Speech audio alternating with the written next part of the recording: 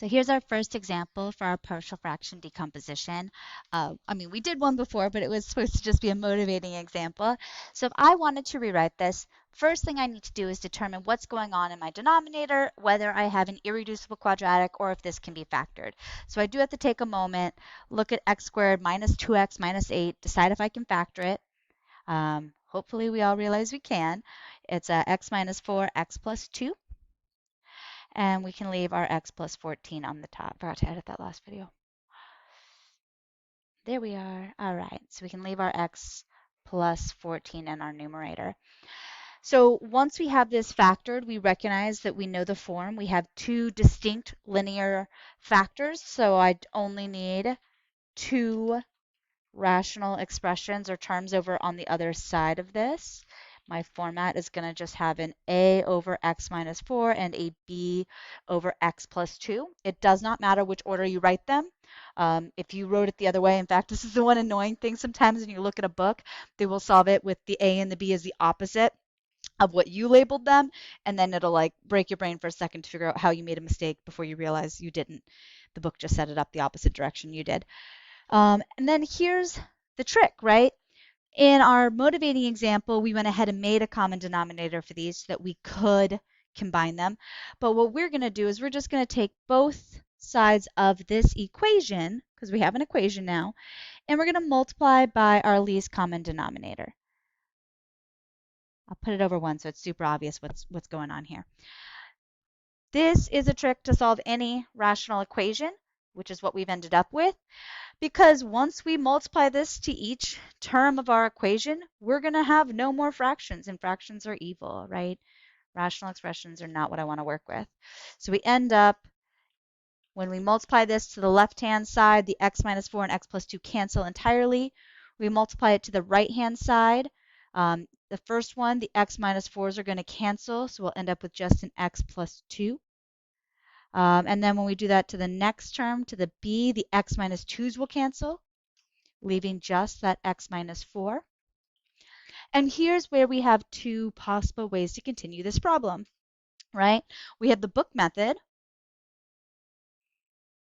which is what most books have, and that is to distribute out the right-hand side and then collect all the coefficients for the different terms, thinking about combining like terms.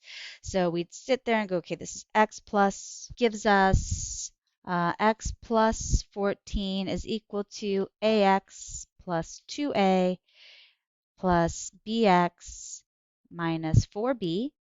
And then we'd have to set up what are the coefficients on our x terms, what are the coefficients on our constants, because in order for me to get 1x, I must have added a and b together to get that 1x. So 1 is equal to a plus b, just finding all those things that have x's. And then we do the same thing with the constant terms. The things without x's must have combined. So we should have gotten to 14 is equal to 2a minus 4b. And it's not terrible. It's a system of equations, in this case, two unknowns. We could do it. It's primed for, almost always primed for an elimination in terms of how we solve these. But we learned a sweet shortcut, which works especially well when we are dealing with non-repeated linear factors. And the shortcut was to plug in the values that would make one of our terms go to 0. So looking at our original least common denominator and say, okay, well, let's plug in x is equal to negative 2. All right, if I plug in x is equal to negative 2, I would get negative 2 plus 14, that's 12, is equal to the entire a term goes to 0 because it's a times 0, and we end up with b times negative 6. We end up with b times negative 6. And so we can go ahead, divide out the negative 6 on both sides. B is equal to negative 2. That was slick, right? We can do the same thing over with the other one. We say, well, let's plug in x is equal to 4. Looks like we're going to get 18 on the right-hand side. A, 4 plus 2 is 6. And then the b piece goes to 0. And so a must equal 3. So way, way awesome way to do this. This is not what you see in books. This is something, as I said, in class, I had not seen until this year. So that means I learned partial fraction decomposition in probably 2000. So that, oh my God, I'm so old. 21 years. 21 years I was doing this on the left-hand side, not using this sweet ass shortcut on the right-hand side. So we now have the partial fraction decomposition for this. This is equal to 3 over x minus 4 plus a negative 2 over x plus 2. And if we want to check our work, my suggestion is to just graph the original function and this new function in Desmos and make sure the two graphs look exactly the same. If they do, we are good. We have finished this up.